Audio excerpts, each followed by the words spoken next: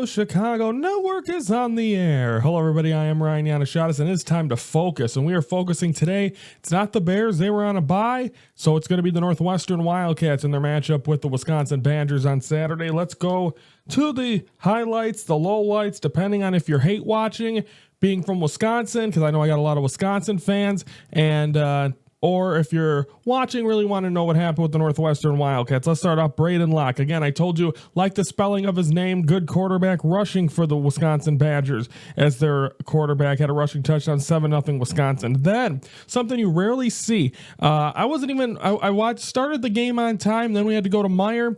So then Brandon texts me, and Brandon will be on the show a week from today joining me because he's going to be over for the Bear game. So he's going to join me on the Bears Focus next week, so going to have him in studio. But anyway, he says, oh wow, back-to-back block field goals. I'm like, not watching it yet, but thanks. But yeah, something you rarely see every day. Both teams had a field goal opportunity. Both teams had a block. Cade Yakimelli, a rushing touchdown for Wisconsin, made it 14-0. Field goal for Northwestern made it 14-3. Tucker Ashcraft for the touchdown for Wisconsin, and then a safety put it in the books, 23-3. And the Wisconsin Badgers come in and win their third straight game. Listen to some of these stats by the Wisconsin Badgers.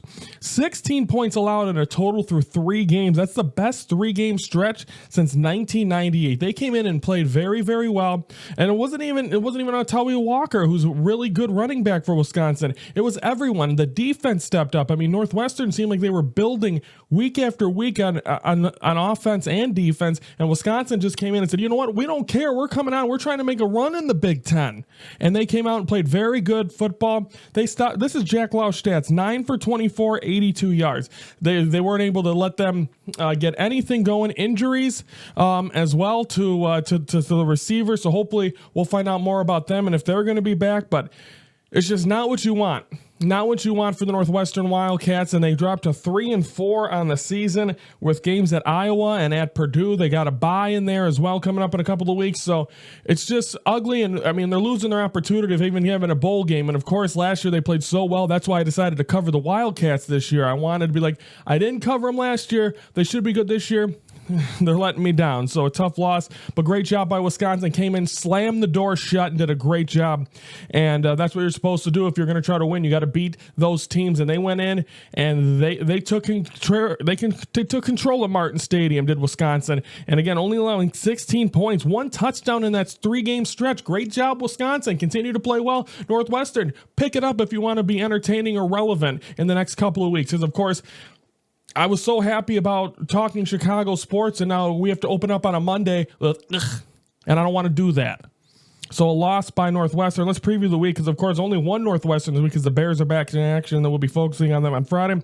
They're going to be at Iowa against the Hawkeyes. They lost 32-20 to Michigan State on last week. So both teams coming off losses. This game will be in Iowa, and then they'll have the bye, then at Purdue. Then their last 2 home games Northwestern has left will be at the friendly confines of Wrigley Field. So we'll see if that'll be the case. So Northwestern loses to the Badgers. So great job, Wisconsin, on Wisconsin, whatever you guys say. I even have a picture. My cousin he's one of the chain gains for Northwestern on the sideline. Wasn't doing the chain gain there, so I don't know what Mitch was doing, but it was nice to see him on my television, so that was awesome. He's a Wisconsin sports fan, so I'm sure he definitely enjoyed that, but couldn't cheer for the Wisconsin Badgers. But maybe he is a Northwestern fan, I don't know.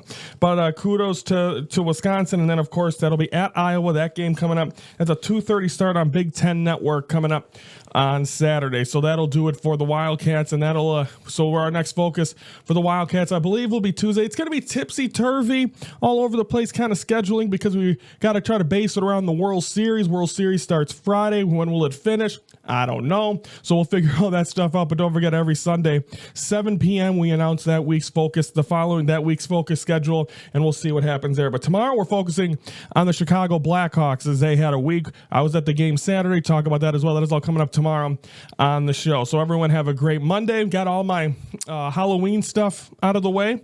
Went to the pumpkin farm on Sunday with no Bears football. Got that beautiful weather this weekend. I was off this weekend. I work every other weekend. I was off. Weather finally cooperating. Thank you, Mother Nature. That'll do it for us on this focus. And again, tomorrow, Chicago Blackhawks. I'm Ryan Yannishatis from the Hello Chicago Network, and we are the focus of Chicago sports.